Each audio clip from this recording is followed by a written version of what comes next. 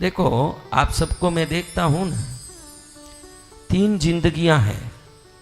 एक पुण्य की जिंदगी। पुण्य की जिंदगी कैसी होती है भाई? आप सब अपने आप को टटोल लो बेटा, जो भी बैठे हो अपने आप को टटोलो।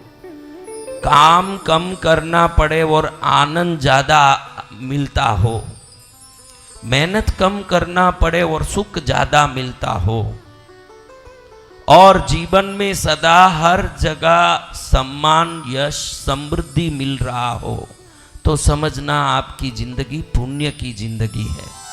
कई लोगों की ऐसी जिंदगी है, बॉर्न विथ सिल्वर स्पून कहते हैं, जन्म से ही समृद्ध सुख और आनंद को प्राप्त करते हैं। आप में कौन कौन ऐसे पुण्यशाली है? वो हाथ ऊंचा करो। ऐसे पुण्यशाली हमारे दरबार में आए, दरबार भी पुण्यमय हो रहा है। दूसरी बात, सामान्य जिंदगी जिसमें न पुण्य अधिक है न पाप अधिक।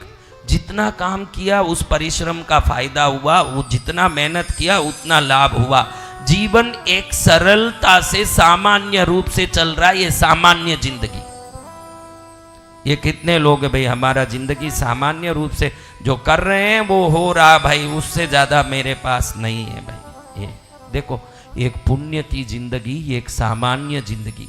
अब तीसरी जिंदगी देखोगे तो श्रापित जिंदगी, जिसको पाप की जिंदगी कह सकते या श्राप की जिंदगी। मैंने जब बोला बेल गधा और चांडालन की कथा, तब मुझे याद आया कि मैंने ऐसे लोगों को देखा है जिनको देखते ही मालूम पड़ता है कि इनके ऊपर कोई श्राप लगा हुआ है। इसी जन्म का भी श्राप इसी जन्म में काम करता है, पूर्व जन्म का श्राप भी इस जन्म में काम करता है, अनंत जन्म पहले वाला श्राप भी काम करता है। आप कभी कभी देखे होंगे किसी के पास बैठते हो तो बड़ा गोरा आदमी होगा, कपड़ा सब अच्छा पहना होगा, आपने देखा होगा, लेकिन उसके पास आप बैठ नहीं पाओगे। उसके शरीर से एक बदबू आता होगा, पसीने का, गंदगी का। देखो पसीना तो सबके शरीर में आता है, लेकिन सब पसीने में इतना दुर्गंध नहीं आता। आपने ध्यान से देखा हो, कुछ लोगों का शरीर ऐसा होता है कि नजदीक बैठना अपने लिए नामुमकिन हो जाता है। देखा है ऐसे किसी को? देखा बहन? तो ये है पाप का शरीर। कौन सा शरीर? पाप का शरीर।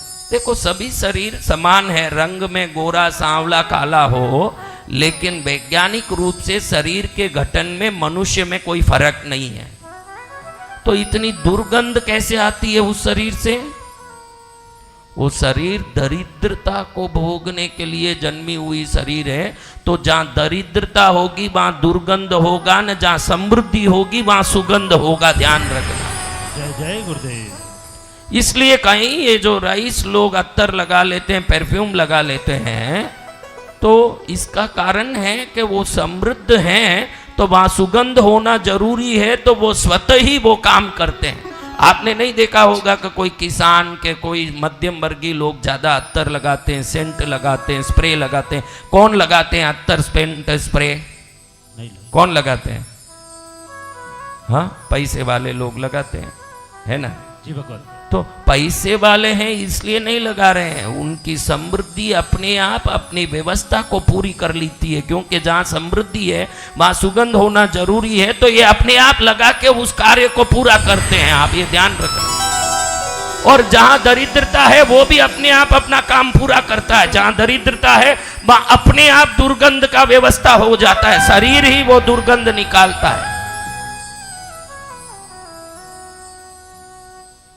इसलिए मैं सदा सबको कहता हूं, आपके पास 2 कपड़े हों तो कोई तकलीफ नहीं है। कपड़े कितने हैं ये मायना नहीं रखता, रोज के रोज धो के पहना करो। कैसे भी आपको नुकसान हो, उधारी हो, अगर शरीर और वस्त्र शुद्ध रखोगे, कुछ दिन में आपके समस्याओं का समाधान मिलता देखोगे आप। सभी समस्या में सबसे बड़ी समस्या है गंदगी, ये ध्यान रखना। जो गंदा है वो समस्याओं को आकर्षित करता है, जो शुद्ध है वो समाधान को आकर्षित करता है। ये ध्यान रखना। सत्य वचन गुरुदेव।